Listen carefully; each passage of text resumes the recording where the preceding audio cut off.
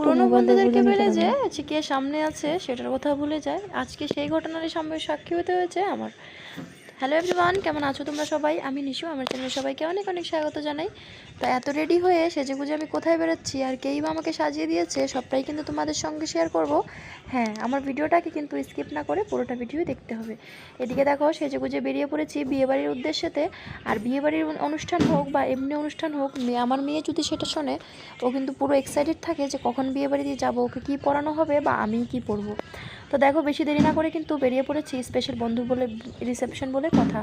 এদিকে দিভাই আমাকে রেডি করে দিয়েছে, আর নমিতা ভৌমিক যে মেকআপ আর্টিস্ট তোমরা সবাই জানো। তারপর আমার মেয়ে কিন্তু এদিকে দাঁড়িয়ে দাঁড়িয়ে কাউন্ট করছিল যে আমাকে কী কী দেওয়া হয়েছে মুখে, ওকে যেন কোনো কিছুই বাদ না দেওয়া হয়। তারপর কিন্তু এদিকে দেখো আমরা এসে পড়েছি বিয়েবাড়িতে। আর বিয়েবাড়ি বললাম না, আমাদের বাড়ি থেকে বেশি একটা দূর ছিল না, তো আমাদের আসতে কিন্তু বেশি একটা টাইম লাগেনি। তো ভেবেছি এখানে দাঁড়িয়েছিলাম, বরটা গাড়িটাই রেখে নিয়ে সাইডে দাঁড় করাই দিল।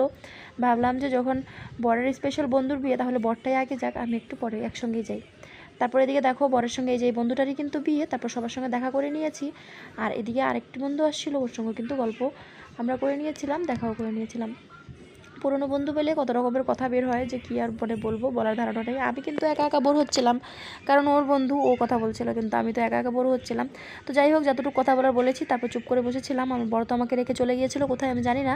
এদিকে দেখো মেয়েকে চিকেন পকোড়া খাচ্ছিল, আমি বসেছিলাম।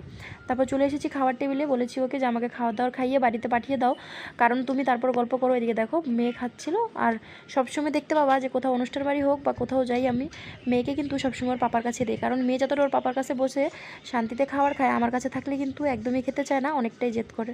তার জন্য সবসময় আমি চেষ্টা করি মেয়েকে ওর বাবার পাশেই বসানো। দেখো মেয়েকে ওর বাবার পাশে বসিয়েছি, আর বাড়িতে কিন্তু আমি ওকে নিজে খাইয়ে দিই, আর বিয়ে বাড়িতে চেষ্টা করি সবসময় ওকে আলাদা প্লেটে দেওয়ার, না হলে কিন্তু ওর অভ্যেসটা ওরকমই থেকে যাবে। তো যাই হোক, এক এক করে সবই খাওয়া দাওয়ার খেয়ে নিয়েছি। আর আমি যেহেতু কালো মিষ্টিটা খুব পছন্দ করি, আমার বরের প্লেটে পড়েছিল, ও কিন্তু উঠিয়ে আমাকে দিয়ে দিয়েছে, কতটা ভালোবাসে দেখো। তারপর এদিকে দেখো মেয়ে জল টল খেয়ে নিয়েছে, আমরা খাওয়া দাওয়া খেয়ে এবার বাড়িতে চলে আসবো। তো তোমাদের কেমন লাগলো আজকের আমার এই একটি ছোট্ট ব্লগ, আমাকে কিন্তু কমেন্ট সেকশনে জানাতে ভুলো না। আর দেখা হবে তোমাদের সঙ্গে আরও একটি নতুন ভিডিও নিয়ে। ততক্ষণের জন্য টাটা, বাই বাই, ভালো থাকবে সুস্থ থাকবে সবাই।